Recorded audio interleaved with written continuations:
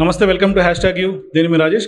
ప్రస్తుతం తెలంగాణ దశాబ్ది ఉత్సవాలు జరుగుతున్నాయి. ప్రస్తుతం కాంగ్రెస్ పార్టీ తెలంగాణ ఇచ్చిన పార్టీగా చాలా అంగరంగ వైభవంగా గాంధీ భవన్లో ఉత్సవాలు జరుగుతున్నాయి. ప్రస్తుతం మనతో పాటు ఇన్ఛార్జ్గా ఉన్నటువంటి ఏఐసీసీ ఇన్ఛార్జ్ ఠాక్రే గారు మనతో పాటు జాయిన్ అవుతున్నారు. ఆయన అడిగి తెలుసుకుందాం తెలంగాణ ఇచ్చిన పార్టీగా ఏ విధంగా సెంటిమెంట్ను తెలంగాణలో క్యాష్ చేసుకునే అవకాశం ఉందో అడిగి తెలుసుకుందాం. ప్రస్తుతం మనతో పాటు ఠాక్రే గారు ఉన్నారు. నమస్తే ఠాక్రే जी. कैसा तेलंगाना दिया पार्टी से आप कैसा ये कैश करेगा इलेक्शन में? देखिए, आज तेलंगाना देने बड़ी खुशी की बात है और मैं सभी तेलंगाना की जनता को, हमारे भाइयों बहनों को, सबको मैं शुभकामनाएं देता हूं कि आज के अच्छे दिन के मौके पर। और जिस तरीके से यहाँ पे तेलंगाना बना है, एक शक्तिशाली तेलंगाना है, तो उसमें हैदराबाद जैसे शहर जो राजधानी करके बड़ा शहर है हिंदुस्तान में, और वो भी तेलंगाना में दिया हुआ है। तो मैं समझता हूँ कि टोटल जिस तरीके से तेलंगाना बनाया था, तो एक मजबूत तेलंगाना बने, यहाँ की जनता के लिए जो भी ज़रूरत है वो पूरी करने के लिए वो कामयाब रहे। इस उद्देश्य से उस वक्त के जो भी जनता ने प्रस्ताव रखा, सब कांग्रेस के कार्यकर्ताओं ने वह उस तरीके से उसको उठाया। पार्लियामेंट में ज़्यादातर कांग्रेस के पार्टी के ही सांसद थे और पार्लियामेंट में गवर्नमेंट कांग्रेस पार्टी की थी। और ये बात जब सोनिया जी गांधी जी को सबने बताई कि तेलंगाना के हित में अलग तेलंगाना होना ज़रूरी है, वहाँ हमारा अंदर के साथ रह के डेवलपमेंट्स नहीं हो रही है। बहुत गरीब तबका है, आदिवासी, एससी, ओबीसी, माइनॉरिटी, और इस सभी के लिए अगर आगे जाना है तो हम स्वतंत्र होना चाहिए, अलग होना चाहिए। तो सोनिया जी ने उन्हीं के सभी का सुनकर एक तेलंगाना के भविष्य के लिए, कि आगे भविष्य तेलंगाना अच्छा बने, उसमें बहुत सारी सुविधा जो ज़रूरी है, जो यूथ है उनको बेरोज़गार है, उनको रोज़गार मिले, एससी एसटी को वहाँ पे उनका जीवन ऊंचा करने के लिए एक पहल वहाँ से होनी चाहिए तेलंगाना की गवर्नमेंट की ओर से। इस उद्देश्य से तेलंगाना दिया हुआ था। सर, तेलंगाना लड़के तेलंगाना लिया है पानी और निधुलू और नियामकालू बोल के, नीलू निधुलू नियामकालू, ये 10 साल हो गए, अभी तक फुलफिल नहीं हुआ। केसीआर ने नियामकालू के ऊपर सेम ऐसी कर रहे, टीएसपीसी का स्कैम हो गया, बहुत निरुद्योग यूथ भी बहुत तकलीफ हो रहा है इधर, उसके वजह से आप यूथ डिक्लेरेशन भी किया। नेक्स्ट इलेक्शंस में आपका क्या स्ट्रैटेजी क्या है सर? देखिए, हम देखते हैं कि जिस उद्देश्य से तेलंगाना सोनिया जी गांधी ने एक सोच कर दिया था कि उसमें जो ज़रूरती बातें थी तेलंगाना को उभरने के लिए, आगे लाने के लिए, लेकिन वो हो नहीं पाई है। उसमें अहम मुद्दा बहुत सारे हैं, लेकिन उसमें अगर हम देखे जाए तो किसानों का मुद्दा एक महत्वपूर्ण मुद्दा है, और बेरोज़गारी पूरी स्टेट के अंदर जिस तरीके से बेरोज़गार आज युवा है, उनको रोज़गार देने के लिए कोई इस तरीके से ना कोई कोशिश हो रही है, ना उस तरीके से जो जगह है वो भरने की भी कोशिश नहीं हो रही है। तो युवा बड़े नाराज़ है, बड़ी, इससे कि हमने तेलंगाना बनाया, योगदान दिया सभी ने, लेकिन तेलंगाना बना के हमें कोई उसका फ़ायदा नहीं मिला है, रोज़गार नहीं मिला है, अनरेस्ट है बड़ी पैमाने पे। तो हमने जो भी कमियां है पूरे तेलंगाना के अंदर, जो केसीआर सरकार बना नहीं पाई है, जो बातें तो बहुत सारी की थी उन्होंने, लेकिन कोई वायदे उन्होंने पूरे नहीं किए हैं, ये स्पष्ट दिखाई दे रहा है। अभी एक उम्मीद है लोगों को कि सोनिया जी गांधी के नेतृत्व में तेलंगाना मिला था, और कांग्रेस की तरफ से उम्मीद है कि कांग्रेस अगर सत्ता में आ जाती है तो जो हमारी बेरोज़गारी है, या कि किसानों की समस्याएं है, एससी एसटी, माइनॉरिटी और ओबीसी की जो समस्याएं है वो पूरी हो सकती है। ये एक सोच लोगों की आ गई है, और इसीलिए हमने लोगों को कहा है कि हमारी सत्ता आएगी तो उस वक्त हम ज़रूर आपके लिए, किसानों के लिए बहुत अच्छी तरीके से स्कीम लेके आएंगे, जो हमने वारंगल डिक्लेरेशन में वो कही है।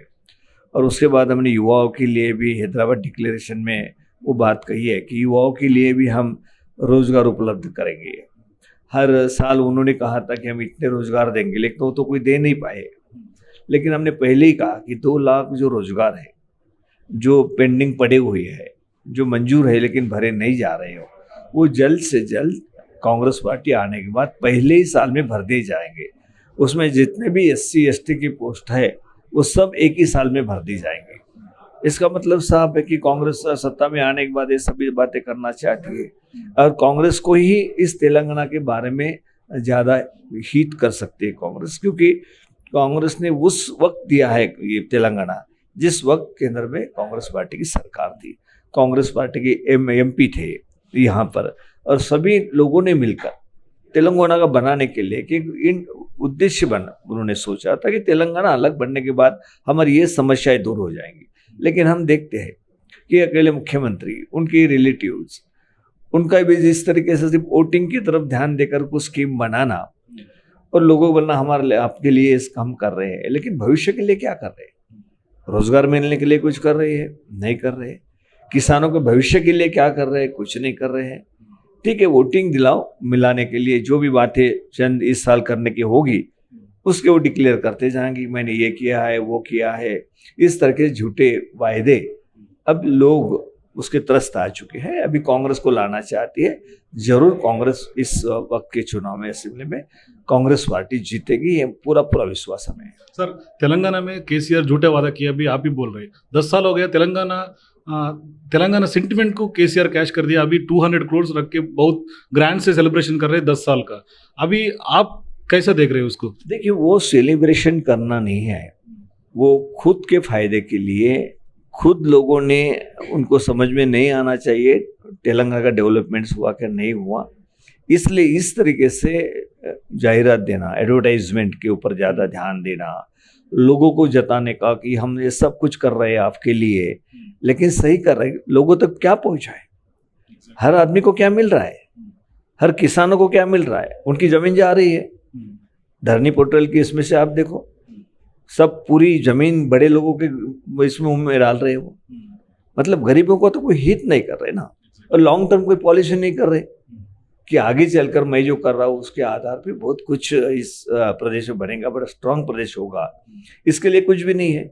अभी चुनाव आ रहे थे, कुछ उस तरीके से डिक्लेयर कर देना हम ये कर रहे हैं वो कर रहे हैं, वो भी झूठे वायदे हैं, लोगों को पता है। पिछले वक्त भी झूठे वायदे देकर वो सत्ता में आ गए दोबारा, लेकिन अब इस वक्त नहीं आने वाले। वो बिल्कुल लोगों के मन में साफ हो चुका है कि कोई उनको सहयोग नहीं होने वाला है। सर, कर्नाटक चुनाव में जीतने के बाद कांग्रेस पार्टी तेलंगाना में जोश आ गया, बहुत फॉर्मेशन गवर्नमेंट फॉर्म करने के लिए भरोसा सब लोगों के ऊपर है। अभी आप कर्नाटक का फार्मूला तेलंगाना में क्या इम्प्लीमेंट करेगा?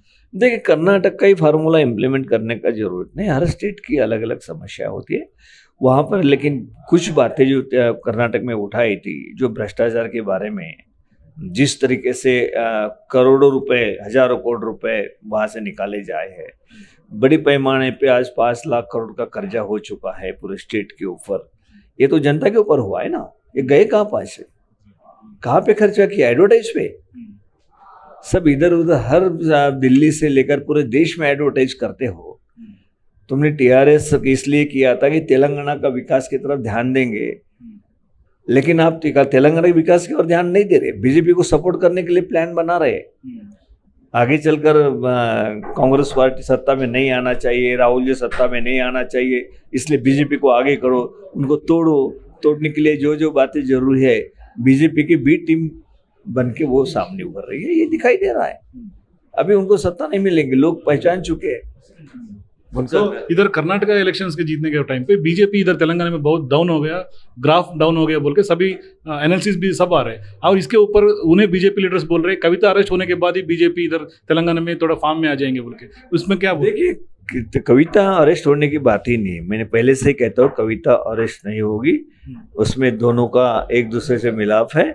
वो उनके बीजेपी का प्रेसिडेंट को भी अरेस्ट किया था, रात को भी नहीं रख पाए। ये दोनों मिली जुली सरकार चला रहे हैं। ये समझ चुके लोग कि बीजेपी मतलब टीआरएस मतलब BJP. Sir, finally joining Ponguleti Srinivas Reddy और ज्यादा लोग कांग्रेस में ज्वाइन होने का बात डिस्कशंस हो रहा है, कब ज्वाइनिंग रहेगा? देखिए, कोई कांग्रेस का जो भी है आना चाहता है, जो कांग्रेस की विचारधारा उनके मस्तिष्क में है, तो आ सकता है कोई भी। ఖచ్చితంగా బీజేపీ బీఆర్ఎస్ రెండు కూడా ఒకటే ఉన్నాయి, వాళ్ళ కవిత అరెస్ట్ అవ్వది లేదు ఖచ్చితంగా అంటూ కూడా చెప్తున్నటువంటి పరిస్థితి మనం చూస్తున్నాం. కెమెరామెన్ వెంకట్తో రాజేష్, గాంధీ భవన్ నుంచి.